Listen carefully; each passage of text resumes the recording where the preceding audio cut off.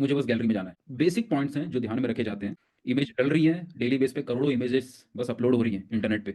बहुत पुराने ज़माने की चीज़ है वो। Social media is not necessary. उससे डिसाइड होगा कि लोग आपके आर्टवर्क की कितनी वैल्यू करेंगे।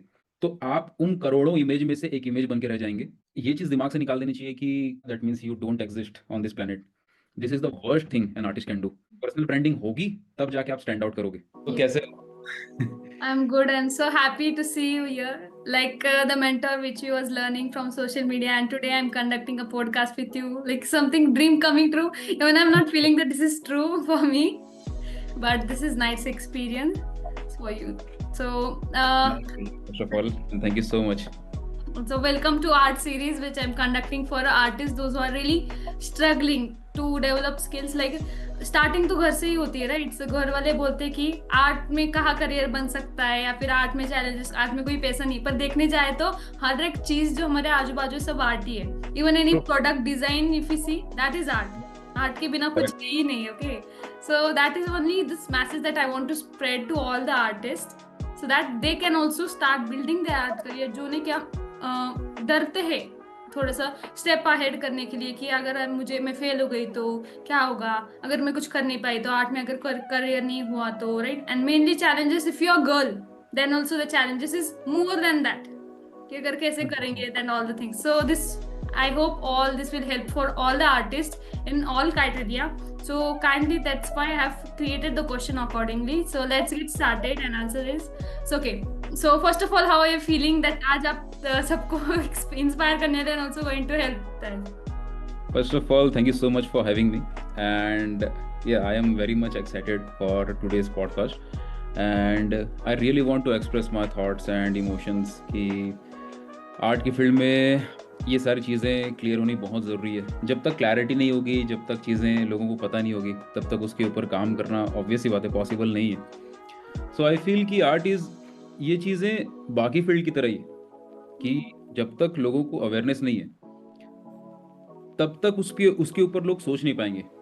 शुरू से अगर बचपन से ही लोगों के मन में चीज़ें पता हो, लोगों को आर्ट के ऊपर अंडरस्टैंडिंग हो, तो वो शुरू से कहीं ना कहीं माइंडसेट रहेगा कि हमें इस चीज़ के ऊपर फोकस करना चाहिए, इस पे काम करना चाहिए। एक क्रिएटिविटी वाले एंगल से भी लोग थोड़ा सा उसमें फोकस करेंगे।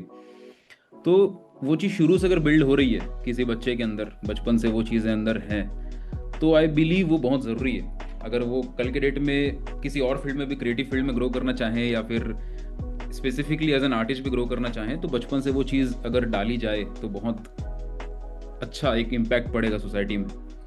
Yes, yes, yes, that's true. Like, means we should get the knowledge of art from our household itself, right? And I can see that generation also changing now.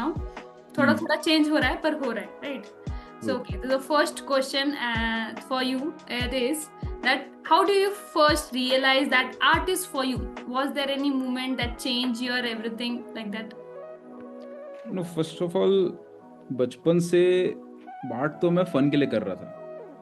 Okay, I was doing as a hobby only, but while growing up I started feeling कि मुझे इसमें मज़ा ज़्यादा आ रहा है। तो मैं दिन भर स्कूल में भी, जब हमारी नॉर्मल स्कूल डेज चल रहे हैं, बीच में कभी भी गैप मिल रहा है, टीचर थोड़ा लेट आ रहे हैं, तो मैं अपने रफ कॉपी में पीछे में स्केचेस कर रहा हूँ। तो वो फ़न के हिसाब से चलते रहता था। तो उस समय कभी भी थॉट नहीं था कि मुझे प्रोफेशनल आर्टिस्ट बनना है या इस फील्ड में जाना है। वो तो एक मतलब एक इन्जॉयमेंट था।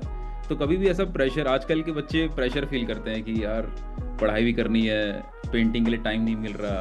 तो मुझे ऐसा फील होता है कि वो एक, आपको अगर टाइम निकालना पड़ रहा है आर्ट के लिए, अगर आपको प्रेशर फील हो रहा है प्रैक्टिस करते समय, तो फिर आप एक्चुअल में आर्ट में नहीं जा रहे हो। वो चीज़ ऐसी होनी चाहिए कि आपका मन कर रहा है, पढ़ाई करते करते अचानक से आपका मन कर रहा है यार क्या करूं, आप पेंटिंग कर रहे हो तो आपको अपने आप अच्छा फील हो रहा है। तो वो चीज़ चल रही थी। फिर अगेन ये चीज़ मैंने काफ़ी बार शेयर भी करी है, बट 11th-12th में मेरा आर्ट पूरा छूट गया था, मेरी प्रैक्टिस छूट गई थी, क्योंकि उस समय मैं पढ़ाई को लेकर काफ़ी सीरियस हो गया था। क्योंकि 10th तक तो मैं पेंटिंग ड्राइंग करता था, कॉम्पिटिशन्स में भी जाता था, कॉम्पिटिशन्स में काफ़ी बार जीतता भी था, तो मज़ा आता था। बट 11th में आने के बाद मैं गलती से एक बार फर्स्ट आ गया क्लास में। तो मुझे ऐसा फील हुआ कि यार पढ़ाई में भी मैं कुछ कर सकता हूँ लग रहा है। और सब्जेक्ट्स अच्छे थे, कॉमर्स मेरा था उस समय स्ट्रीम, तो अकाउंट्स और इकोनॉमिक्स ये सारे सब्जेक्ट्स नए थे मेरे लिए, तो मेरे को अच्छा लगा पहली बार पढ़ाई भी। तो पढ़ाई में गलती से फर्स्ट आ गया, तो पूरे अब हमारा स्कूल चेंज हुआ था 11 के मतलब 10th के बाद हमारा स्कूल चेंज हुआ था। तो डीएवी में गया था मैं, वहाँ पे सब नए थे लोग। अब सबके बीच में फर्स्ट आया तो लोगों को ऐसा लगा कि ये तो बहुत पढ़ाकू बच्चा है। अब उनको नहीं पता कि मैं बचपन से कभी पढ़ने में फोकस नहीं रहा हूँ। तो अच्छा लगा। उसके बाद मेरे को लगा कि अब इतना तारीफ मिल रही है, इतने लोग सपोर्ट कर रहे हैं, तो पढ़ाई करते हैं अच्छे से फिर। तो फिर मैंने पढ़ना शुरू किया, फिर पढ़ाई में मेरा अच्छा ग्रोथ रहा 11th 12th में। फिर 12th के बाद ऐसा लगा कि मज़ा नहीं आ रहा पढ़ने में, बहुत प्रेशर मैं ऑलरेडी दे चुका हूँ, बहुत एफर्ट्स डाल चुका हूँ। तो क्यों ना फिर इस फील्ड में, जो मैं बचपन से जिस चीज़ के लिए लोग मुझे जानते थे क्लास 10 तक, मेरे दोस्त यार टीचर सब मेरे को इस वे में ही जानते थे कि एक लड़का है जो ड्राइंग अच्छा करता है, ये पेंटिंग अच्छा करता है, ठीक है। तो मुझे लगा कि उसी में ही कुछ हो सकता है क्या। लेकिन उस समय कुछ आइडिया नहीं था, तो मैं सीए कर रहा था। सीए का एंट्रेंस के लिए मैं प्रिपेयर कर रहा था, लेकिन बीच में सीए से फिर मन उठने लग गया कि यार इसमें भी मज़ा नहीं आ रहा। तो फिर मैंने डिसाइड किया कि नहीं, अब जो होगा देखा जाएगा, मुझे इसी फील्ड में जाना है। एंड फिर मैंने डिसाइड किया कि ठीक है सीए से ड्रॉप लेते हैं, और जितना फोकस मैं पढ़ाई में दिया 11th 12th में, आज तक मैं पेंटिंग फ़न के लिए कर रहा था, जो आ रहा था जितना मन कर रहा था वैसे कर रहा था। अब थोड़ा सा सीख के करते हैं कि प्रॉपर अगर सीख के करें तो कितनी इम्प्रूवमेंट आ सकती है, मेरे को वो देखना था। तो सीखना शुरू किया, इंटरनेशनली थोड़े आर्टिस्टों को देखना शुरू किया, तब स्किल्स में डेवलपमेंट काफ़ी दिखनी शुरू हुई। तो मुझे फील हुआ कि हाँ, अगर मैं इसको प्रॉपर सीखूं, प्रैक्टिस प्रॉपर करूं, तो ग्रोथ हो सकती है। तब मैंने डिसाइड किया कि इसी पे जाते हैं। दैट्स ग्रेट कि अगर जो स्टोरी आपने जैसे कहा है कि I can totally relate, because I am also coming from commerce background. Okay, and college के बाद में ही सेम मैंने डायरेक्टली मेरा आर्ट जर्नी स्टार्ट किया, राइट। सेम ऐसे होता है, नया नया अगर थोड़ा सा तारीफ किया तो भी we have to focus there. Okay, and art में जैसे आपने कहा कि आपको थोड़ा टाइम मिलता है, and if you are forced to be remove time, art ऐसे कुछ नहीं है कि टाइम निकाला तभी आर्ट आएगा। आर्ट इसके अंदर से आ जाता है, हमें कुछ करने की जरूरत ही नहीं पड़ती। Just even if you get 5 minutes, उतने 5 minute में भी हम आर्ट अंदर से आ जाता है, if you are that kind of artist, right? That's great that I can say related story with us, both of us, and that's great to know about that. So next second question is that कि आपने जब drawing आपकी art journey start की, तो क्या आपके family members आपको support करते थे कि आपको कुछ रेजिस्टेंस का, चैलेंजेस का सामना करना पड़ा? देखो, बचपन से तो मैं जब स्कूल लाइफ में पेंटिंग्स बनाता था, ड्राइंग्स करता था, तो मेरे जो पापा हैं वो काफ़ी सपोर्ट करते थे। उनका ये कहना था कि तेरे को जो मन कर रहा है कर, वो इस तरीके के माइंडसेट के रहें। और मेरा माइंडसेट और पापा का माइंडसेट काफ़ी हद तक मैच करता है बहुत सारी चीज़ों को लेके। जैसे हम दोनों का ये थॉट रहता है, हालांकि मेरा थॉट उन्हीं से ही आया है, लेकिन जैसे हम लोग कई बार, जैसे आज मैं बोलता हूँ कि डिग्री विग्री ऐसे ही है, डिग्री का कोई रोल नहीं है, तो पापा भी वैसे ही फील करते हैं। तो ये थॉट रहा है, तो पापा का सपोर्ट रहा। एंड पापा हमेशा पुश करते थे कि जो भी कॉम्पिटिशन्स हो रहा जा। अब सिर्फ ड्राइंग के लिए नहीं, पापा हर चीज़ के लिए पुश करते थे कि स्पोर्ट्स हो रहा है तो स्पोर्ट्स खेलना चाहिए। मतलब कभी भी वो वाला थॉट नहीं रहा कि पढ़ाई कर। कभी मेरे को फोर्स नहीं किया कि पढ़ाई कर पढ़ाई कर पढ़ाई कर, तेरे को तो इससे अच्छा होना है, तेरे को तो इससे ज़्यादा मार्क लाना है, तेरे को तो उससे ज़्यादा मार्क लेना है। मेरे को कभी कोई नहीं बोला पढ़ाई में तेरे को फर्स्ट आना है, तेरे को मार्क अच्छे लाना है। मैं पास हो रहा था, मेरा ठीक ठाक मार्क आ रहा था, मेरे पेरेंट्स खुश थे। और मैं जो पॉसिबल था, मैं डांस भी करता था, कहीं पे मौका मिला तो दोस्तों के बीच में गाना भी हम गा रहे हैं, स्पोर्ट्स में भी था, मैं क्रिकेट भी खेल रहा था, फुटबॉल भी मैं अच्छा था, पेंटिंग भी कर रहा था। तो ये वाला एक माहौल था। बट जब मैंने 12th कंप्लीट किया और जब मैंने डिसाइड किया कि मुझे इस फील्ड में प्रोफेशनल जाना है, तो जब बात प्रोफेशनल बनने की आती है तब थोड़े चैलेंजेस आने शुरू होते हैं, क्योंकि तब तक तो एज ए किड हम लोग एंजॉय कर रहे होते हैं। लेकिन उसके बाद भी पापा का सपोर्ट था, बट कन्फ्यूज़न था। अब क्या होता है कि पेरेंट्स सपोर्ट तो कर देते हैं, लेकिन अब पेरेंट्स को भी नहीं पता कि इस फील्ड में क्या हो सकता है। बाकी चीज़ें तो दिख रही हैं, ये फील्ड का पता नहीं चल रहा। तो सपोर्ट था मम्मी की तरफ से उतना। मम्मी चाहती थी कि मैं वही गवर्नमेंट जॉब और वो सब करूँ, लेकिन अब मुझे समझ नहीं आ रहा था वो चीज़। तो मुझे ऐसा था कि मुझे ही फिगर आउट करना पड़ेगा कि इस फील्ड में क्या हो सकता है। उसके बाद में फिर वो चीज़ धीरे धीरे घर वालों को समझाऊं कि ऐसा ऐसा करूँगा तो ऐसा ऐसा हो सकता है। तो वो चीज़ शुरू शुरू में समझना और समझाना बहुत मुश्किल होता था, क्योंकि मैं भी खुद फिगर आउट कर रहा था कि क्या है, क्यों है, कैसा है, क्योंकि उसके ऊपर उतनी क्लैरिटी नहीं है जब हम सर्च भी करते हैं गूगल वगैरह पे। तो अब जो जो समझ में आता था मैं थोड़ा बहुत समझाता था घर वालों को, उनको थोड़ा बहुत क्लियर होता था तो थोड़ा सा सपोर्ट फील होता था, तो फिर मैं हल्का फुल्का समझाता था और अपनी प्रैक्टिस पे लगे रहता था। तो ये मेरा एक टेंडेंसी रहा है कि अगर कोई चीज़ बहुत ज़्यादा समझ में नहीं आ रही है और समझाते नहीं बन रहा है, तो थोड़ा बहुत बस इतना बोलो कि हाँ, मैं जो कर रहा हूँ इसको बहुत मैं सीरियसली करना चाहता हूँ, मैं इसमें बहुत डेडिकेटेड हूँ, ये चीज़ घर वालों को दिखती है। फिर आप उसको कर रहे होते हो, फिर घर वाले थोड़ा टाइम बाद वैसे ही बोलना छोड़ देते हैं, फिर आप उसी पे लगे रहते हो, फिर ग्रोथ दिखती है तो फिर सपोर्ट मिलना और ज़्यादा शुरू हो ही जाता है। यस, रिजल्ट दिखने स्टार्ट हो गए तब तक तो हमें खुद के लिए लड़ना पड़ता है, हम लड़ेंगे नहीं तो कैसे आगे बढ़ेंगे, राइट? सेम थिंग सब आर्टिस्ट को फेस होती है, but I would just want to say to all the artist की रेजिस्टेंस आए या फिर फैमिली मेंबर सपोर्ट नहीं करे, you stand for yourself. Okay, अगर आपको उसमें करियर बनाना है, खुद के लिए स्टैंड लेना सीखो। Your family members is not going to come and support you if you are facing any challenges.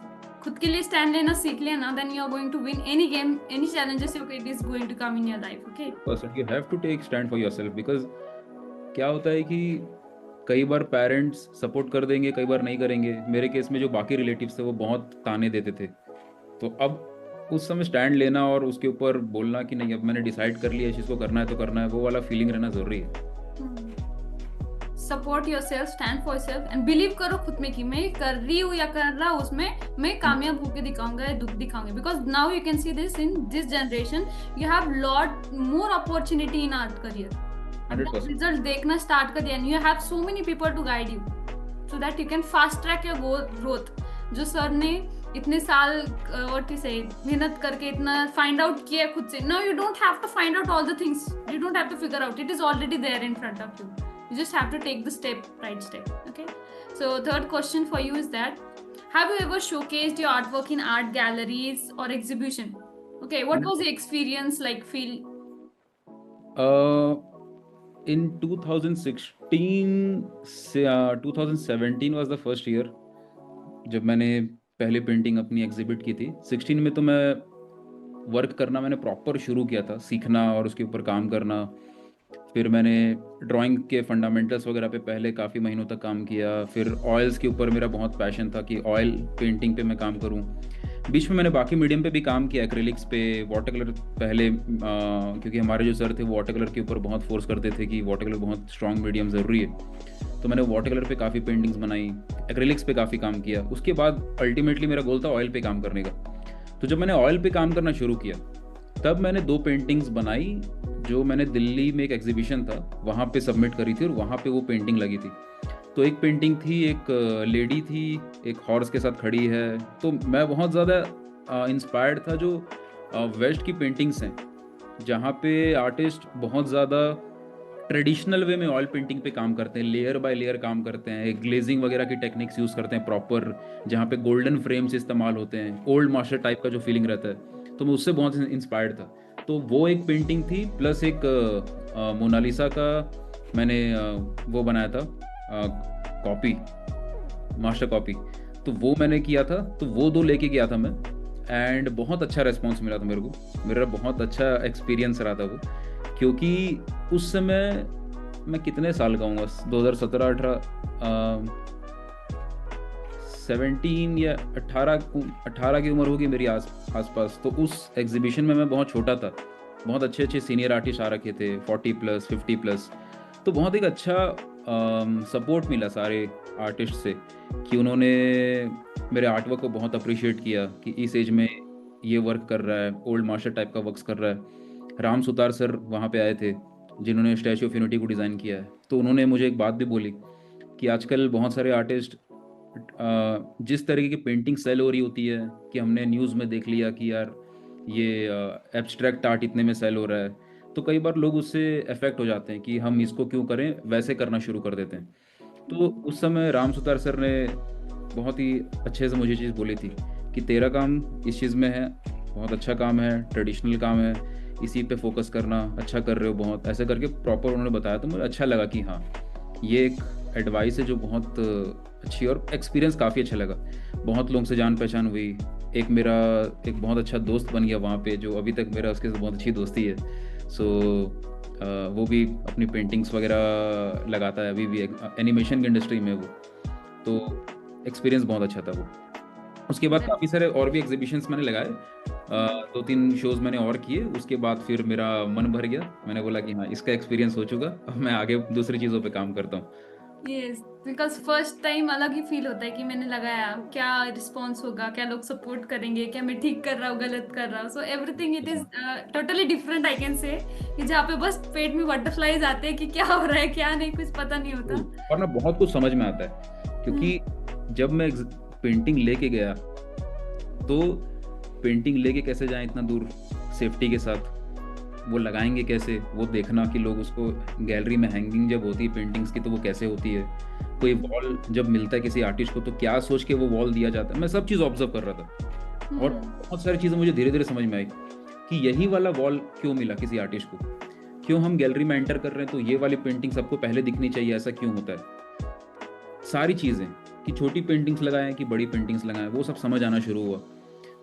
जब लोग आते हैं तो उनसे बात कैसे करनी है, वो किस तरीके के सवाल पूछते हैं, उस समय मैं बहुत नर्वस फील करता था। अभी तो मैं बहुत कॉन्फिडेंटली बात करता हूँ, बट उस समय मैं बहुत, पहली बार आए लोग बात कर रहे हैं, मैं बहुत शर्मा रहा हूँ, डर रहा हूँ, क्या बोलूँ कैसे बोलूँ, वो सब लग रहा है दिमाग में। तो वो सब सीखने को मिला, बहुत चीज़ें क्लियर हुई। ओके, सो फ्रॉम दिस मुझे एक चीज सीखने को मिली है कि सभी लोग when you are starting be sponge, कि देखो ऑब्जर्व करो, जो भी हो रहा है सब सीख के लो। ओके, दैट कभी कभी कुछ चीजें फ्री में ही सीखने मिलती है, जस्ट हैव टू ऑब्जर्व, छोटी छोटी चीजें होती है, बट वो भी सीख लिया ना, दैट इज टू मच, कि वो कोई सिखाने आने वाला नहीं है, आपको खुद ऑब्जर्व करके सीखनी है, then you are going to grow. Great, so next question is that for beginners who dream to participate in art galleries, what would you recommend they should first focus on, जिसको art galleries में participate करना है? सबसे पहली चीज़ तो मैं अनाहा एक चीज़ जो सबको रेकमेंड करता हूँ, आपको ये चीज़ दिमाग से निकाल देनी चाहिए कि मुझे बस गैलरी में जाना है। आपको अपने आप को क्रिटिसाइज करना आना चाहिए कि मैं अगर अपनी पेंटिंग को देख के बोल सकूं कि क्या ये अभी है उस लेवल पे कि मैं एग्जीबिशन में लगा सकूं। नो डाउट उसके बाद भी 100 मिस्टेक्स होंगी। अभी मैं जो अपनी पहली पेंटिंग जो मैंने एग्जीबिशन में लगाई थी, मुझे उसमें 1000 गलती दिखती है, लेकिन फिर भी अपने आप से सवाल पूछना कि जितने वक्त मैं देख रहा हूँ या देख रही हूँ, क्या मेरा वर्क है उस लेवल पे कि इसको मैं लोगों को दिखाना चाहूँ। अगर आपको लग रहा है तो लगाओ, नहीं लग रहा है तो अभी काम करो उस चीज़ के ऊपर। एक तो ये। सेकेंडली, कभी भी गैलरी में अपने वर्क इसलिए नहीं लगाने चाहिए कि वो गैलरी में वर्क सेल हो जाएंगे। गैलरी पेंटिंग सेल करने के लिए होती ही नहीं है। ये चीज़ मैं बहुत बाद में सीखा, लेकिन शुरू में जब मैं लगाता था तो कई बार लोग इस तरीके से माइंड में मेरे डाल दिए थे कि पेंटिंग लगाएगा सेल होनी चाहिए, और सेल नहीं होती तो फिर लोग डिमोटिवेट हो जाते हैं कि यार सेल नहीं हुआ तो फ़ायदा क्या हुआ, क्योंकि एग्जीबिशंस वगैरह में लगाने में फ़ीस लगती है। जितना हायर एग्जीबिशन में जाओगे उतना हायर फीस लगती है वहाँ पे। तो गैलरी कभी भी सेलिंग के लिए नहीं होती, गैलरी होती है आपका बाकी चीज़ों के लिए। हम एग्जीबिशन लगाते हैं ये माइंड में सोच के जाते हैं कि हाँ सेल नहीं होगी, ये मुझे पता है, बट फिर भी क्यों जा रहे हैं? क्योंकि इस चीज़ को जब हम लोगों को दिखाएंगे, 10 लोग आएंगे, हमारा कॉन्टैक्ट्स लेंगे या हमसे हमारे इस वर्क के बारे में पूछेंगे, हमसे बात करेंगे, हम इनको हमारे वर्क के बारे में शेयर करेंगे, एक्सप्लेन करेंगे। अगर मौका मिले तो इन सारी चीज़ों की रिकॉर्डिंग्स ले लो, आप क्लिप्स रिकॉर्ड करो, वीडियोस लेके रखो, क्योंकि ये चीज़ आपको फ्यूचर में काम आएंगी। तो वो करो आप। जो लोग आर्टिस्ट आ रहे हैं आपसे बात कर रहे हैं, उनके साथ कांटेक्ट बढ़ाओ, उनसे नेटवर्किंग करो। जिन क्यूरेटर के थ्रू आप एग्जीबिशन में जा रहे हो उनके साथ आपका बॉन्ड अच्छा होना चाहिए, क्योंकि गैलरी के वर्ल्ड में, एग्जीबिशन वर्ल्ड में क्यूरेटर का रोल बहुत बड़ा होता है। अगर मैं किसी गैलरी में जा रहा हूँ और जो क्यूरेटर गैलरी में वो पेंटिंग लगा रहे हैं, जो एग्जीबिशन करवा रहे हैं, उनके साथ मेरी पहचान अच्छी बने, उनके साथ मेरा नाम, उनका कनेक्शन अच्छा बने, तो वो सब चीज़ पर उन चीज़ों का ध्यान देना चाहिए। ये सब एक्चुअल चीज़ें हैं। बस आपको कंटेंट मिल रहा है, आप लोगों से बात कर रहे हो, नेटवर्क कर रहे हो, प्रेजेंट करना सीख रहे हो, वो सब चीज़ें। सेल करना तो बहुत छोटी चीज़ है, वो तो बहुत बात की चीज़ है। ये सब होने लग जाएगा तो सेल करना तो बाद में इजीली हो जाएगा। ये कि आजकल के आर्टिस्ट यही सोचते हैं कि आर्ट वर्क लगा दिया गैलरी में, so this for the selling में, सेलिंग के लिए लगा रहा हो, and they just get demoted. वो क्या करते हैं, जो नहीं हुआ, the loss point they see, but what is the profit point from them? They get to network, they get the feedback जो उनको इम्प्रूव करके आगे जाके काम को आएगा। They get to make many more friends, okay, explore करना है कैसे, ऑब्जर्व इट, ओके, तो they get so many things. लेकिन एक ही चीज नहीं हो रही है, सेल नहीं हो रही है, उस पर डिमोटिवेट हो जाते हैं, and they stop going to art galleries and all the things, right? So I just want to tell all the artists, take this as a positive. जो भी situations आपके लाइफ में आते हैं, take it as a positive. अगर negative भी हो रहा है, then ask what, where I'm going wrong, कि ये क्या हो रहा है, how I can make it right, okay, what is the best thing what I can do from this. See the Exactly. positive way, then you will be able to find the so many of the doors opening for you, okay? And selling, that you can easily sell if you have nice social media presence, right? Selling तो हो जाएगी, but you have to network with big people, right? Galleries में जाके, that is the main opportunity that you get to network with big people, right? Directly also meeting them one to one. So that's great to hear from you. So next question is this, कि same is social media का ये आ गया तो, okay? In your view, is social media helpful or necessary for an artist today? Why or why not? Social media is not necessary, it is compulsory for each and every artist. If you're not there on social media, that means you don't exist on this planet. Social media अभी आपको हर artist को सीखना इस compulsory. ऐसा बोला जाता है कि अगर किसी इंसान ने अपने सोशल मीडिया चैनल को ग्रो कर लिया है, 50K तक या 100K तक ग्रो कर लिया है, तो वो इंसान मार्केटिंग के बारे में इतनी नॉलेज रखता है जितना अच्छे अच्छे मार्केटर्स भी नहीं रखते हैं। क्योंकि उसने जब अपना कंटेंट बनाना शुरू किया, उसने सिर्फ कंटेंट नहीं बनाया, वो ये भी देख रहा होता है कि इस कंटेंट से सामने वाले को क्या वैल्यू मिल रही है। ये कंटेंट सामने वाला जब देखेगा तो क्या सोच के मेरे चैनल को फॉलो करेगा कि नहीं करेगा। ये कंटेंट जब सामने वाला देखेगा तो उसके दिमाग में क्या इमेज बनेगी, क्या इम्पैक्ट जाएगा, क्या वो सोचेगा मेरे बारे में इस कंटेंट को देखने से, तो मेरी पोजीशनिंग कैसे हो रही है मार्केट के अंदर। ऐसे बहुत सारी चीज़ें हैं जो एक पर्सन सोचता है जब वो कंटेंट बनाता है। तो हमें रैंडम, और क्या होता है कि अभी क्या होता है, आर्टिस्टों को, जितने भी आर्टिस्ट हैं वो क्या सोचते हैं कि हमने पेंटिंग बनाई, फोटो खींची और उसको अपलोड कर दिया सोशल मीडिया पे। This is the worst thing an artist can do क्योंकि ये बहुत बड़ी मिस्टेक है। आपका काम है इम्पैक्ट डालना।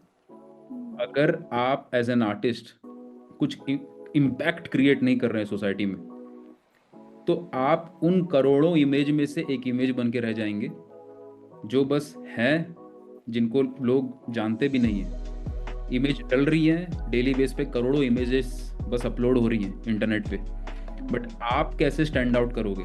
लोगों को कैसे पता चलेगा कि हाँ ये इंसान अलग है या इस इंसान को मैं जानता हूँ? और इसमें क्या होता है, बहुत एक जो मिसकंसेप्शन है जो बाबा आदम के ज़माने का हो चुका है, जो आर्ट स्टाइल की हम बात करते हैं कि हम अपना आर्ट स्टाइल बनाएंगे, बहुत पुराने ज़माने की चीज़ है वो, कि आप अपना आर्टवर्क में कुछ नया करोगे तो लोग आपको जानेंगे कि ये आर्टवर्क देख के कि ये आर्टवर्क इस आर्टिस्ट का है। उस पुराने ज़माने में होता था। ये है कि आप कैसे हो एज ए पर्सन, आप ऐसे पर्सन क्या इम्पैक्ट डाल रहे हो, उससे डिसाइड होगा कि लोग आपके आर्टवर्क की कितनी वैल्यू करेंगे। नो डाउट आपका आर्टवर्क अच्छा होना चाहिए, उसमें तो कोई अल्टरनेटिव नहीं है, लेकिन आप उसको प्रेजेंट कैसे कर रहे हो, आपका थॉट क्या उसको बताते समय, अपने आर्टवर्क को शेयर करते समय। और इसके लिए कुछ बेसिक पॉइंट्स हैं जो ध्यान में रखे जाते हैं सोशल मीडिया ग्रो करते वक्त, कि सिर्फ आपको, ऑब्वियस ही बात है, सिर्फ आपको व्यूज़ नहीं चाहिए, आपको व्यूज़ का इम्पैक्ट चाहिए। कि ऐसा नहीं कि सिर्फ व्यूज़ आ रहे हैं और लोग आपको नहीं जानते हैं, व्यूज़ आए तो लोग आपको जाने, वो ज़रूरी है ज़्यादा। तो आप दिमाग में पहले क्लियर करो कि जो मैं कंटेंट बना रहा हूँ या बना रही हूँ उसका डिज़ायर्ड रिजल्ट्स क्या है, अल्टीमेटली मैं क्या रिजल्ट चाहता हूँ सोसाइटी के अंदर, कि मुझे लोग किस वे में जाने, मुझे लोग किस चीज़ के लिए जाने। ये चीज़ आपके दिमाग में क्लियर होगी, उसके हिसाब से आपका कंटेंट डिज़ाइन होगा, उसके हिसाब से आप अपना कंटेंट सोशल मीडिया पे शेयर करोगे। आपके कंटेंट को देखने के बाद लोगों के दिमाग में एक पोजीशनिंग बनती है आपकी। ये थॉट के साथ जब आप कंटेंट डालते हो तब आप एक्चुअल में पर्सनल ब्रांडिंग की तरफ जा रहे होगे। पर्सनल ब्रांडिंग होगी तब जाके आप स्टैंड आउट करोगे। अदरवाइज सिर्फ चैनल्स हैं, सिर्फ चैनल ग्रो हो रहे हैं, उसका कोई बेनिफिट नहीं है। जब लोग सर्च करें, जब लोग आपके बारे में ये जानना चाहें कि मैं ये सोचता हूँ, मैं चाहता हूँ कि हाँ इसके ऊपर ये पर्सन, इसका ओपिनियन क्या है, जब आपका ओपिनियन मैटर करे, तब आप समझोगे कि हाँ आपका ब्रांड वैल्यू बन रहा है, आपके होने का, एग्जिस्ट करने का कोई मतलब है। तो ये चीज़ बहुत ज़रूरी है, और इसीलिए सोशल मीडिया वो छोटी चीज़ नहीं, बहुत बड़ी चीज़ है। और इनफैक्ट एक चीज़ मैं शेयर करूँ, ये थोड़ा सा डीप हो जाएगा, लेकिन हाँ लॉन्ग टर्म में बहुत काम आता है सोशल मीडिया, बहुत ज़्यादा। क्योंकि अभी जैसे हमारे साथ कई सारे आर्ट के स्कूल के ओनर्स काम करते हैं, ठीक है, मतलब इंडिया में कई सारे आर्ट के स्कूल के ओनर्स हैं जिनके खुद के स्कूल्स हैं जहाँ पे 200 बच्चे 300 बच्चे सीख रहे हैं। तो उनके साथ हम लोग एक प्रोग्राम रन करते हैं जहाँ पे मैं उनको ये देख रहा होता हूँ कि उनका बिजनेस, हम एज एन आर्टिस्ट वो अपने बिजनेस को कैसे ग्रो कर सके, क्योंकि आर्ट के सेगमेंट में बिजनेस की नॉलेज बहुत कम है। वहाँ पे कुछ प्रॉब्लम होती है जो वो बिल्कुल नहीं समझ रहे होते हैं, और तब मुझे समझ में आता है कि इसकी ज़रूरत इतनी क्यों है। सोशल मीडिया सिर्फ आपका डिस्ट्रीब्यूशन नहीं है, सोशल मीडिया पे लोग आपको, ऐसा नहीं है कि सिर्फ बहुत लोग आपको जान रहे हैं। सोशल मीडिया में जब आपकी ब्रांड वैल्यू बनती है, तो जो प्रोडक्ट या सर्विसेज जो आप एक्स अमाउंट जो भी आप चार्ज कर रहे हैं, वो अमाउंट आप हाइयर प्राइस पे तभी ले जा पाओगे जब आप स्टैंड आउट कर रहे होगे बाकियों के कंपैरिजन में। मैं तब तक अपनी प्राइस नहीं बढ़ा सकता तब जब तक मैं अलग ना दिखूं। मैं कैसे ये साबित करूं कि मैं बाकी लोगों से बेहतर हूं, ये तभी होगा जब आपने एक ट्रस्ट बनाया हो मार्केट के अंदर, और वो सोशल मीडिया से आएगा। तो लॉन्ग टर्म में आपकी वैल्यू बढ़ाने के लिए ये ज़रूरी है। दूसरा, कल के डेट में, आज के टाइम पे हम लोग एड्स वगैरह रन करते हैं, social media, Meta ads, YouTube ads, इन सब का ज़माना है। तो इन जगहों पे ज़रूरी है कि जब आप एड्स वगैरह के ऊपर काम करना सीखो या आगे चल के इसके ऊपर काम करो, आपका सोशल मीडिया ऑर्गेनिक प्रेजेंस रहेगा, तब जाके लोग उस एड्स के माध्यम से आपके सोशल मीडिया को जब चेक करते हैं और उनको ट्रस्ट आता है, तो एड वगैरह की कॉस्ट काफ़ी कम हो जाती है लॉन्ग टर्म में, वो इम्पैक्ट वहाँ पे आता है। एक चीज़ और जो बहुत कम लोग समझते हैं वो ये, जब भी हम लोग ऐड वगैरह डिज़ाइन करते हैं, ऐड कैंपेन रन करते हैं, या हमारा कोई वर्कशॉप होने वाला है, कोई अपनी क्लास से रन कर रहा है, या कोई अपना कुछ कमीशन वर्क पे काम कर रहा है, जब वो कल के डेट में एड्स वगैरह डिज़ाइन करते हैं, तो एड्स में कई बार हमें मल्टीपल क्रिएटिव्स टेस्ट करने होते हैं। मैंने अगर अपनी 50 एड्स बनाई, उन 50 एड्स को मैं रन करूँगा, मैं ये चेक करूँगा कि कौन सा परफॉर्म कर रहा है। तो उन 50 एड्स को चेक करने के लिए बहुत ज़्यादा कॉस्ट लगेगा। लेकिन अगर मैंने ऑलरेडी सोशल मीडिया पे ऑर्गेनिकली कंटेंट डाल के चेक किया हुआ है कि कौन सा कंटेंट अच्छा परफॉर्म कर रहा है, तो उसी अच्छे वाले परफॉर्मिंग ऐड को ही, अच्छे वाले कंटेंट को ही ऐड में कन्वर्ट कर सकता हूँ। तो मुझे पता होगा कि लोगों को क्या कंटेंट पसंद आ रहा है, और उसको हम ऐड में कन्वर्ट कर पाएँ तो ज़्यादा वैल्यू मिलेगी और कॉस्ट बहुत कम होगा। और भी बहुत सारे रीजंस हैं। टीम हायरिंग में बहुत काम आता है सोशल मीडिया फ्यूचर में। जब हम टीम हायर करते हैं तो लोग भी उस कंपनी के साथ काम करना चाहते हैं, उस पर्सन के साथ काम करना चाहते हैं जिसका ट्रस्ट मार्केट में अच्छा हो, डील्स अच्छी मिलती है। बहुत सारे रीजंस हैं, बहुत सारे। दैट्स ट्रू कि जैसे आपने कहा कि सोशल मीडिया इतना इम्पोर्टेंट है, एंड कुछ लोग आर्टिस्ट ऐसे होते हैं, they know that they are having good skill, good marketing skill उनके पास ऑलरेडी है, गुड आर्ट स्किल्स भी है जिससे वो प्रेजेंट कर रहे हैं, लेकिन अगर उनका सोशल मीडिया पे प्रेजेंस ही नहीं है, वो बताएंगे ही नहीं मेरे पास ये स्किल्स है, तो कोई आके बाय नहीं करेगा। दे सपोज कि अगर एक रील डालने से लोगों को पता चल जाएगा मेरे में कितना टैलेंट है, no, we have to prove them और शो सोशल प्रेजेंस। उनको कुछ ना कुछ एजुकेशनल कंटेंट देना जरूरी है जिसकी वजह से उनको लगेगा अरे हाँ ये पर्सन मेरी डिजायर या नीड्स जो भी मेरे ड्रीम्स है वो पूरा कर सकता है, then only we are going to charge और pay. Okay, so this is really big myth भी था लाइक कि मेरे पास like what I am saying, they have their skills but they are not able to showcase. So this is the most important skill we have to learn in this era. और आने वाला तो AI है, that is the totally different format, but हमारे जो art skills है वो हम हैंडमेड बनाते हैं, hand touch, that AI cannot replace that things, right? So okay, next question is for you, that what are the 3 things you should strongly recommend every artist to do start their personal brand online? अगर personal brand ने करना है तो 3 things what do you recommend them? Firstly, you have to be good at your craft. जब तक आप जिस segment के ऊपर कंटेंट बना रहे हो उसके ऊपर आप अच्छे नहीं रहोगे तो आपको प्रॉब्लम आएगी। कि ठीक है, अगर मैं किसी टॉपिक में अच्छा नहीं हूँ तो भी मैं अपना कंटेंट बना सकता हूँ कि हाँ मैं अपनी जर्नी शो कर सकता हूँ या अपनी जर्नी डॉक्यूमेंट कर सकता हूँ। बट आपकी स्किल अगर होगी ना तो आपके पास कम्युनिटी बनाने के चांसेस बढ़ जाएंगे। अगर मैं किसी चीज़ के बारे में बहुत डीपर नॉलेज रखता हूँ, हो सकता है कोई टैटू आर्ट कर रहा है, उनको टैटू की नॉलेज बहुत है, कोई फैशन डिज़ाइनिंग में, उनको फैशन डिज़ाइनिंग की नॉलेज बहुत है, कोई मंडाला आर्ट कर रहा है, कोई वाटर कलर कर रहा है, कोई सिर्फ स्केचिंग कर रहा है। अपने सेगमेंट का अगर आपके पास नॉलेज अच्छा खासा है तो वो नॉलेज को शेयर जब आप करोगे तो उस नॉलेज के बेस पे जो उस चीज़ में इंटरेस्ट रखते हैं वो सारे लोग आपसे कनेक्ट हो पाएंगे। तो एक निश को आप मार्केट टारगेट कर सकते हो और उसी में फिर आप मार्केट कर सकते हो कि हाँ मेरी ये नॉलेज है, ये मैं शेयर कर रहा हूँ या मैं शेयर कर रही हूँ, इससे रिलेटेड जो भी लोग इसको सीखना चाहते हैं, जानना चाहते हैं या इसके अराउंड इंटरेस्ट रखते हैं, वो लोग उससे कनेक्ट होने में आपको सुविधा होगी, ईजी होगा। सेकेंडली, एक तो हो गया आपका स्किल, जो आपके फील्ड का स्किल है। सेकेंडली, जब आप सोशल मीडिया पे कंटेंट बनाते हो तो आप ये देखना ज़रूरी है कि सिर्फ आप रैंडमली कंटेंट बनाते नहीं जा रहे हो। ये नहीं कि मेरा जो मन किया कि मैं कुछ भी कर रहा हूँ, रैंडम पोस्ट बना रहा हूँ। मुझे थोड़ा सा उसके पीछे थॉट डालना ज़रूरी है कि ये कंटेंट का एक्चुअल इम्पैक्ट क्या जाएगा। इसके ऊपर एक बहुत इंपॉर्टेंट लाइन जो बताई जाती है कि work upon your pre production and not upon your post production. बहुत लोग पोस्ट प्रोडक्शन पे वर्क करते हैं कि कंटेंट बन गया, चलो इसकी एडिटिंग अच्छी करेंगे, इसमें टेक्स्ट अच्छा डालेंगे, इसमें फिल्टर अच्छे डालेंगे, इसमें इस कंटेंट को और पॉलिश कर देंगे, वो पोस्ट प्रोडक्शन। प्री प्रोडक्शन यानी कि इससे पहले कि आप वीडियो शूट करो वहाँ पे ज़्यादा दिमाग लगाओ कि कौन सा टॉपिक ज़्यादा लोगों को वैल्यू लगेगा, इसको किस वे में मैं बताऊँ तो ज़्यादा अच्छा लगेगा, वहाँ ज़्यादा एफर्ट्स डालना ज़रूरी है। जितना एफर्ट्स आप प्री प्रोडक्शन में डालोगे उतना ज़्यादा कंटेंट आपका वैल्यूएबल बनेगा, ना कि पोस्ट प्रोडक्शन पे। और पोस्ट प्रोडक्शन की चीज़ शुरू में पॉसिबल भी नहीं हो पाती। शुरू में आपके पास हो सकता है बहुत एडवांस कैमरा ना हो, बहुत अच्छा माइक क्वालिटी ना हो, आपके पास टीम नहीं है कि प्रॉपर कोई एडिटिंग करके दे आपको।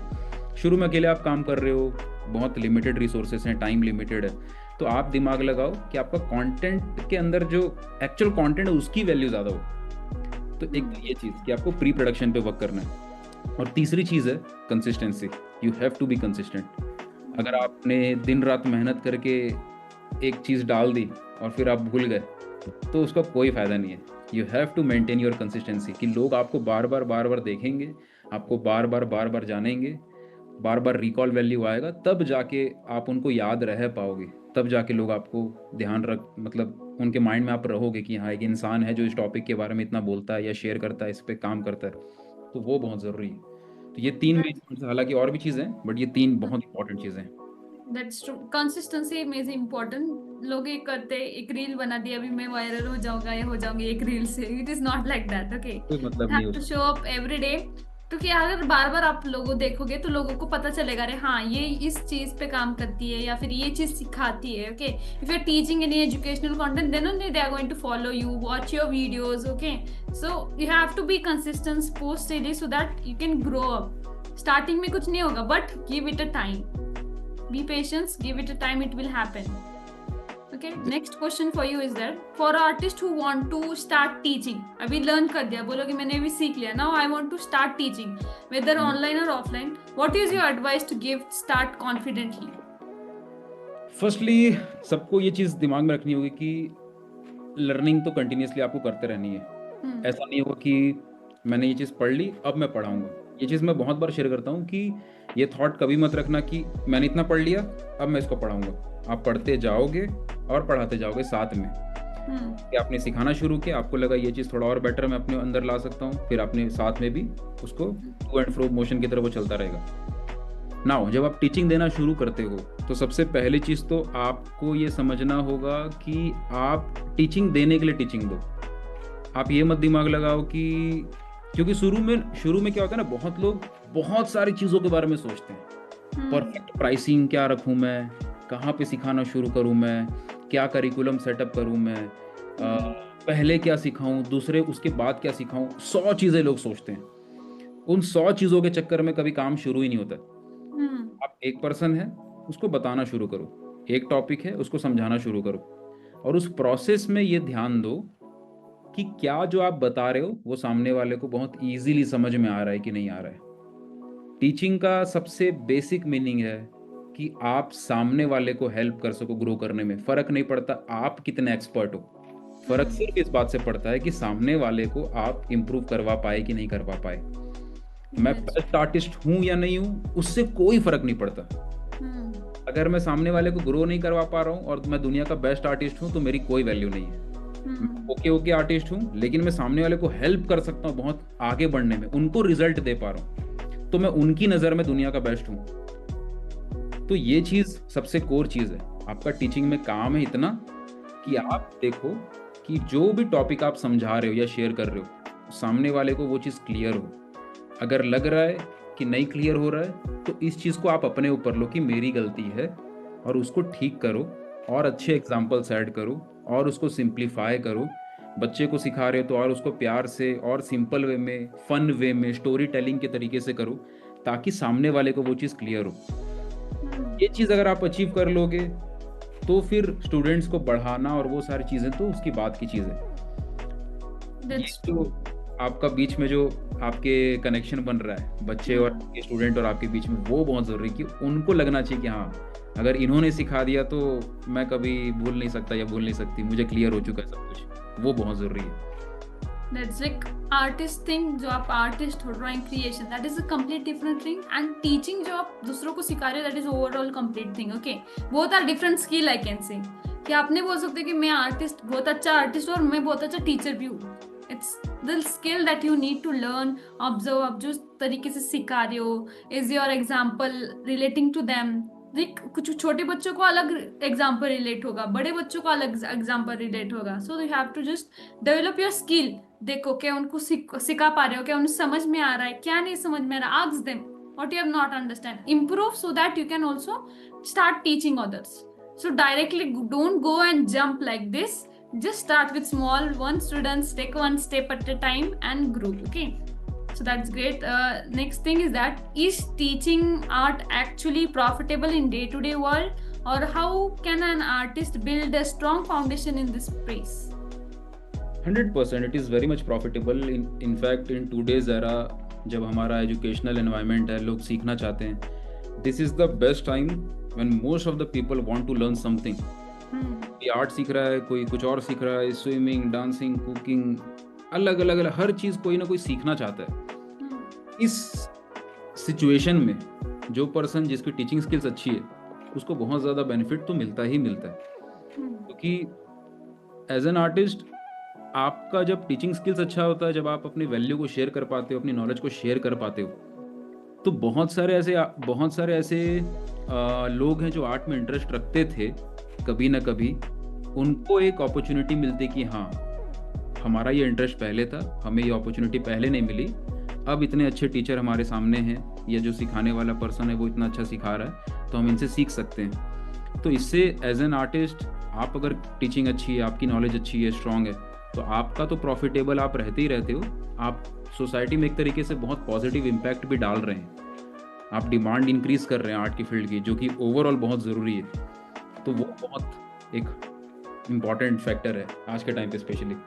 यस, बिकॉज आजकल सभी लोग कुछ सीखना चाहते हैं। Now I can see that when I am also teaching some old people, those who are housewife mostly, even their age is above 50, but वो बोल रहे हैं कि मेरी एक हॉबी जो छूट गई थी, they are doing for just spending the time for themselves, relaxing. There are many more benefits that you can give. Starting ऐसे जरूरी नहीं कि बस आपको आर्ट स्किल सिखाना है कि वो पर्सन में आगे जाके सिखाए दूसरे को। It is also can be like hobbyistic, for learning, for spending a time. I can say that art is just like a therapy to release down your stress. So art is having many more benefit than other skills. दूसरा कोई काम नहीं है जिसमें करने से आपका stress कम हो जाएगा आर्ट के सिवाय। Okay, so this is a very nice, profitable, and I can say this is the best generation where you can start teaching sitting at your home. You don't need to go anywhere. आपको किधर जाने की जरूरत नहीं है, घर पे बैठे बैठे भी आप स्टार्ट कर सकते हो। That much easy it is. Okay, so those जो थिंकिंग में ही है कि मैं स्टार्ट करूं या ना करूं, you just go for it, because this is the best time, and आने वाले ईयर्स में ये और ज्यादा ग्रो भी करने वाला है। Okay, great. So next question is this, in the beginning how can an artist bring students organically without spending on ads? कुछ क्वेश्चंस होते हैं कि मैंने अभी स्टार्ट किया teaching, I know now I am able to teach, now I want to teach to big audience, I want to start more audience, like बहुत सारी चीज़ें हैं। जैसे एक एग्जांपल ऐसा हो सकता है, फर्स्टली आपका गूगल बिजनेस प्रोफाइल का सेटअप होना। अगर आप ऑफलाइन सिखा रहे हो then you should have Google business profile listed, so that लोगों का वहाँ पे कॉल आपको आ सके, लोग देख सकें, लोग जब सर्च करें आर्ट के क्लासेस के बारे में तो आप वहाँ पे दिखो। क्योंकि जब तक आप दिखोगे नहीं तब तक आपके पास कोई आएगा नहीं, बहुत सिंपल सी बात है। तो गूगल बिजनेस प्रोफाइल में आपकी लिस्टिंग ज़रूरी है। सेकेंडली एक चीज़ जो आप कर सकते हो, फेसबुक में 5000 फ्रेंड्स की लिमिटेशन होती है। अगर आप ऑफलाइन क्लास रन कर रहे हो, मेक श्योर आप उन लोगों को फ्रेंड्स बना के रखो फेसबुक में, जो आपके आसपास के एरिया में, जो आपको लगता है कि मेरे पोटेंशियल क्लाइंट्स हो सकते हैं। जैसे मान लो अगर मैं बच्चों की क्लास रन कर रहा हूँ तो मैं पेरेंट्स जिनकी शादी काफ़ी टाइम हो चुकी है, जिनके छोटे बच्चे हैं, वो सारे लोग मेरे फ्रेंड लिस्ट में होंगे, तो वो बहुत अच्छी चीज़ है। क्योंकि तब मैं अपना कंटेंट वगैरह वहाँ पे डाल सकूंगा तो वो देख सकेंगे। एंड ऑफ कोर्स कंटेंट तो आपको बनाते रहना है। क्योंकि कई बार लोग सोचते हैं कि अगर मैं अपनी ऑफलाइन क्लास रन कर रही हूँ या ऑफलाइन क्लास रन कर रहा हूँ तो मैं सोशल मीडिया पे कंटेंट डाल के मेरा क्या फ़ायदा होगा, क्योंकि लोग तो दूर दूर दूर से देखेंगे। तो अगेन ये चीज़ समझने की बात है कि जो दूर से देखेंगे, जो आपके पास नहीं आ सकते, नो प्रॉब्लम, आप उनको कनेक्ट करके उनका डेटा कलेक्ट करके रख सकते हो, सो दैट फ्यूचर में आप उनको ऑनलाइन सिखा सको। लेकिन फिर आपके आसपास के लोग भी आपको देखना शुरू करते हैं, आपकी ब्रांडिंग अच्छी होती है, लोग आपके जब आप लोग देखते हैं कि ये पर्सन इतना अच्छा सिखा रही है, पढ़ा रही है, सिखा रहा है, पढ़ा रहा है, तो ऑटोमेटिकली वो चाहते हैं कि आपके पास आके सीखें। तो आपका कंटेंट क्रिएशन वहाँ से बहुत ज़रूरी है। एंड जब आप कंटेंट बनाते हैं, आपका फेसबुक पे फ्रेंड्स बनाते हैं, वहाँ से लोग आपको जान रहे हैं। जब आप गूगल बिजनेस प्रोफाइल पे आपकी लिस्टिंग अच्छी है, जब लोग आसपास कोई आपको इंक्वायरी आ रही है आपको आर्ट के क्लास देने के लिए, आप उनका कॉन्टैक्ट नंबर सेव करके रखते हैं, डेटा आपके पास कलेक्ट हो रहा है, तो आपके पास बार बार उनको इन्फॉर्म करने के लिए ऑप्शन रहता है। इसलिए data collection one of the most important thing है जब भी हम कोई बिजनेस वाइज उसको ग्रो करना चाहते हैं। कि कल के डेट में आपके पास कोई ऑफर निकलता है कि चलो अभी तो गर्मी छुट्टी आ रही है, मैं चाहता हूँ कि मैं सबको इन्फॉर्म कर सकूँ, तो इन्फॉर्म आप तभी कर पाओगे जब सबका डेटा यानी कि सबका नाम, नंबर, ईमेल आईडी एटलीस्ट आपके पास होना चाहिए, ताकि आप उनको इन्फॉर्म कर सकें। तो ये सारी इन्फॉर्मेशन कलेक्शन ज़रूरी है। एंड अगेन अगर आप प्रॉपर सिखा रहे हो, वैल्यू दे रहे हो, तो फिर इन चीज़ों को आप कंटिन्यूसली करते रहोगे। बाकी खेल तो वर्ड ऑफ माउथ में अपने आप हो जाता है जब आप अच्छा वैल्यू दे रहे हैं। उसके बाद जो सबसे बहुत ही स्ट्रॉन्ग वैल्यू दे देता है आपको, अगर आप ऑफलाइन क्लास रन कर रहे हो तो वहाँ पे ये चीज़ बहुत ज़्यादा वैल्यूएबल हो जाती है कि आप एड्स जब रन करते हो फेसबुक मेटा के जो एड्स रन करते हो, आप उसको अपने क्लासेस के 5 से 7 किलोमीटर के रेडियस में रन कर सकते हो कि मेरी ये क्लास है यहाँ से 5-7 किलोमीटर में जितने भी लोग आते हैं उन सबको मेरी एड्स दिखनी चाहिए और उन सबको मुझे अपनी क्लास के बारे में इन्फॉर्म करना है। आप हो सकता है एक दिन का वर्कशॉप कर लो, वो वर्कशॉप में आए, उनको आपके बारे में पता चले, उनका डेटा आपने कलेक्ट कर लिया। डेटा कलेक्शन होने के बाद फिर कभी भी आपके क्लास का कोई ऑफर निकल रहा है या कोई न्यू बैच शुरू हो रहा है तो आप उनको इन्फॉर्म कर पाओ। तो ऐसे बहुत सारे मार्केटिंग के तरीके हैं। उसके बाद जब आपकी क्लास में लोग ग्रो करते हैं, इम्प्रूव करते हैं, तो उनका टेस्टिमोनियल्स, रिव्यूज़, ये सब कलेक्ट आप करते रहो। इन चीज़ों को करते रहोगे तो ऑटोमेटिकली आपकी क्लास बहुत ग्रो हो सकती है, बहुत ज़्यादा। और क्या ऑर्गेनिकली भी हम बहुत सारी चीजें कर सकते हैं, राइट? करने का है that you have a hope to do, then find out the way, and again you have a best friend that is chat gpt। आजकल chat gpt को कुछ भी पूछे वो बता देगा, पहले कोई बताने वाला नहीं था अर्लियर एज आई से कि अगर कुछ भी क्वेश्चन पे कहाँ पे स्टार्ट करें, क्या ऑर्गेनिकली कैसे ग्रो करें, लोगों को कैसे बताएं, आप चैट जीपीटी को पूछो वो बहुत सारे वेज बताएगा। You just have to find the solution and you have lot more ways to go and like data collection, keep the data collection. और ये सारी चीज़ें तो चलो कॉमन नॉर्मल सी चीज़ें हैं कि गूगल बिजनेस पे लिस्टिंग करना, कंटेंट बनाना, ये सब फ्री की चीज़ें हैं। अल्टीमेटली वही है कि लोगों को ये चीज़ करनी पड़ेगी और फिर कंसिस्टेंट रहना पड़ेगा, तब जाकर रिजल्ट्स दिखेंगे। मिशन है बट इम्प्लीमेंट करना मेन काम है आपका। हाँ, and one secret for you to be consistent. आप क्यों करना चाहते हो, आस्क योरसेल्फ कि आप जो कर रहे हो क्यों करना चाहते हो। If you have your why stronger कि मुझे इस चीज के लिए मुझे करना है, then it will help you to show up daily consistently. Okay, so that will help you कि अगर मैं आप बोल रही हूँ कि आज नहीं करना मुझे, that why will help you कि अरे नहीं मैंने ये नहीं किया तो मैं ये नहीं कर पाऊंगा। Okay, so that will help you to be consistent and show up daily, and this is really small thing. And बहुत से लोग भूल जाते हैं, क्लास लेते हैं, they have great result, but testimonials लेना भूल जाते हैं. So like sir said that get testimonial videos in form of photo, video, their note, जिससे क्या होगा, आपको आगे जाके जब ऑनलाइन प्रेजेंस में बिल्ड करोगे, website building, landing page, all the things, that will help you to get more trust in your audience.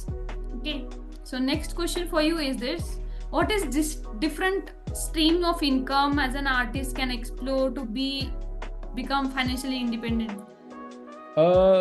There are many ways.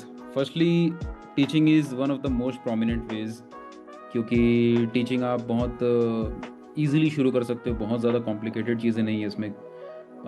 But again उसको फिर स्केल करना एक डिफरेंट स्किल है, डिफरेंट चीज़ है. वो शुरू करना और स्केल करना में बहुत फ़र्क है. तो शुरू आप कर सकते हो टीचिंग से. टीचिंग शुरू करना ईजीएस्ट भी है क्योंकि उसमें बहुत सारी चीज़ें आपको नहीं लगेंगी. लेकिन इसके बाद फिर आप कमीशन वर्क में जा सकते हो. कमीशन वर्क भी बहुत मुश्किल नहीं है, बहुत ईजिली मिल जाते हैं. बट अगेन उसके लिए आपको सोशल मीडिया की प्रॉपर प्रेजेंस चाहिए. वरना यही होगा कि आपके पास एक कमीशन वर्क आएगा, फिर 6 महीने तक कोई वर्क नहीं है, फिर अचानक से 2 वर्क आ गया. तो वो अगर आपको प्रॉपर स्टेबल कमीशन वर्क चाहिए तो अगेन सोशल मीडिया के थ्रू आपको प्रॉपर काम करना पड़ेगा. पेंटिंग को सेल करने का तरीका हो सकता है, बट वो चीज़ बहुत बाद में आती है. तो वही चीज़ें अलग अलग लेवल पे आएंगी. बट तरीके में आपको अगर बताऊँ तो टीचिंग है, कमीशन वर्क आप कर सकते हो, आप पेंटिंग को सेल कर सकते हो, आप कस्टमाइज्ड कुछ और वर्क बना सकते हो. जैसे कई लोग, अगेन वो चीज़ भी कमीशन वर्क के अंदर आती है. जैसे फॉर एग्जांपल अगर कई लोगों को पेंटिंग्स बहुत अच्छी आती है, उनकी स्किल बहुत अच्छी है, तो वो जूतों में बहुत अच्छे कस्टमाइज्ड जूते बनाते हैं, बहुत ही डिज़ाइन वाले, जो लोगों को बहुत पसंद आता है. तो वो स्पेसिफिक मार्केट के लिए वो बना रहे होते हैं. वो टी शर्ट्स वगैरह में डिज़ाइन कर देते हैं सो दैट वो इस तरीके की कस्टमाइज्ड पेंटिंग्स वाले टी शर्ट्स. तरीके ये सारे अलग अलग हैं. सोशल मीडिया पर अगर आप ग्रो कर जाते हो तो आपको ब्रांड डील्स मिल जाती हैं, तो वो भी एक तरीका है अर्निंग करने का. कई बार ऐसा भी होता है कि अगर आपका ब्रांड वैल्यू अच्छा है, सोशल मीडिया पे आपकी वैल्यू, आपका ट्रस्ट अच्छा है, ब्रांड वैल्यू अच्छी है, तो कई सारे स्टार्टअप्स वगैरह हैं जहाँ पे एजुकेशनल, जहाँ पे उस सेगमेंट के आर्टिस्ट की रिक्वायरमेंट होती है, तो वहाँ से उनको ऑफर आ जाते हैं. तो वो चीज़ भी होती है. तो ये सारे अलग अलग तरीके हैं. बट अगेन हर चीज़ को, इन सारी चीज़ों को करने के लिए और ग्रो करने के लिए you need that business skill और माइंडसेट. That's great. कि अगर कुछ भी ग्रो करना है offline, it's I can say कि आप ऑफलाइन विदाउट सोशल मीडिया भी आप करोगे, but to grow and scale up, ज्यादा लोगों तक पहुंचने के लिए you will need social media to grow.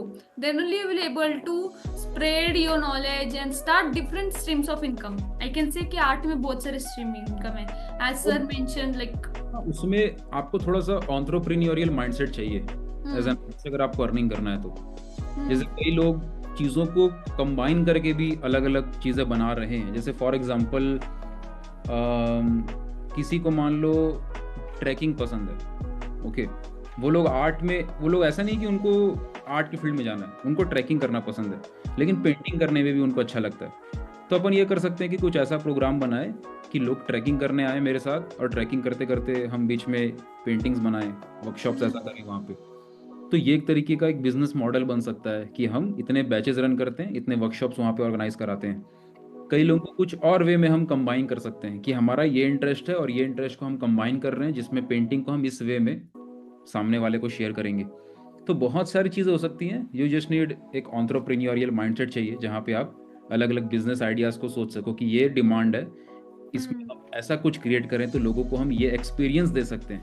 Experience काफ़ी ज़्यादा पॉपुलर हो रहे हैं अभी के टाइम पे, एक्सपीरियंस, क्योंकि एक्सपीरियंसेस पहले के टाइम, जैसे ये सारी चीज़ें अगर मान लो ट्रैकिंग जैसे शुरू हुआ, एज एन एक्सपीरियंस शुरू हुआ, किसी को बाइकिंग करनी है, बहुत लंबे समय तक उसको बाइक राइड करनी है, तो एक्सपीरियंस के लिए कर रहे हैं. तो अलग अलग एक्सपीरियंसेस हैं. तो क्या हम पेंटिंग में भी कुछ ऐसा एक्सपीरियंस दे सके सामने वाले को, वो एक्सपीरियंस क्रिएट करने के उसके अराउंड हम कुछ बिजनेस बना सकते हैं क्या? तो वो एक मतलब क्रिएटिव थिंकिंग लगेगी थोड़ी सी. जैसे अभी बर्थडे पार्टीज में पेंटिंग वर्कशॉप होते हैं छोटे बच्चों के, कई सारे अभी कुछ आर्टिस्ट, जिन मेरी बात हुई, एक आर्टिस्ट है वो वेडिंग पेंटिंग करते हैं कि शादी में जाते हैं और लाइव पेंटिंग्स करते हैं वहाँ पे जाके.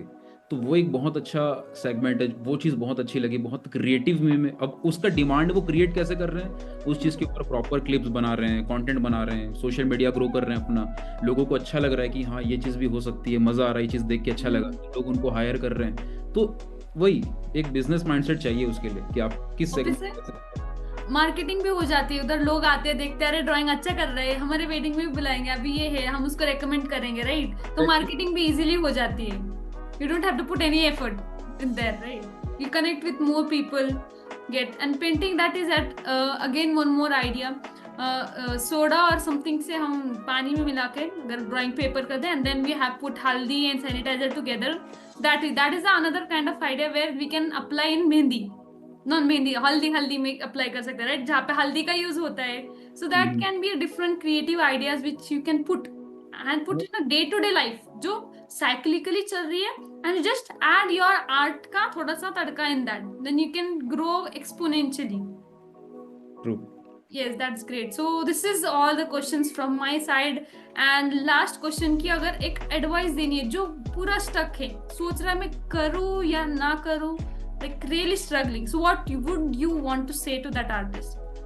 See, I would like to say कि यार जिंदगी बस एक ही है, अपने को थोड़े साल में मरना है.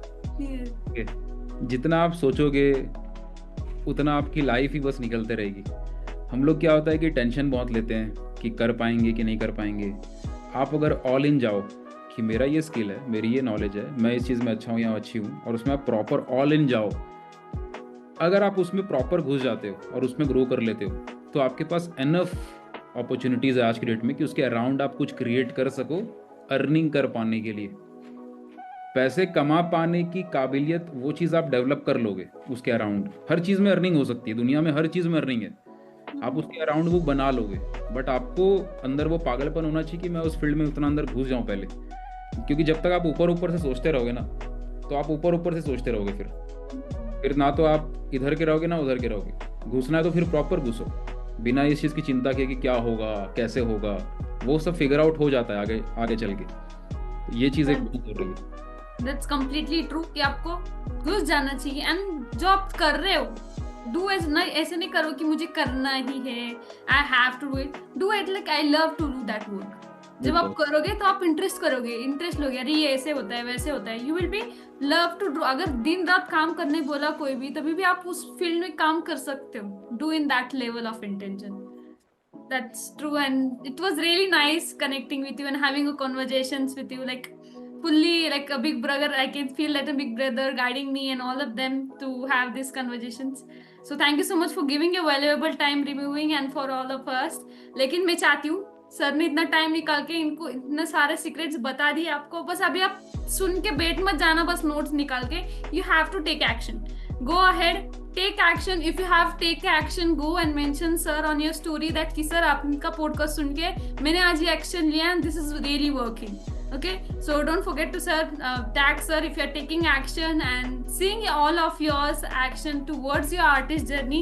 Whenever you feel any of the stuck point, just come and find. And कभी कभी सवाल सामने ही होता है, वो चीज बोलते हैं ना कि हमारे सामने होता है, but we are finding it out where it is bent, और वो सामने रह के भी हमारी नजर नहीं जाती. Okay, so that everything is in front of you now because AI is here to help you. Okay, so go and take action, and for sure you will be the great artist, those who are watching this podcast, and looking forward to कि आने वाले दिनों में I will be taking your podcast that how you have been done your art journey. Okay, so thank you so much for watching and see you in the upcoming videos.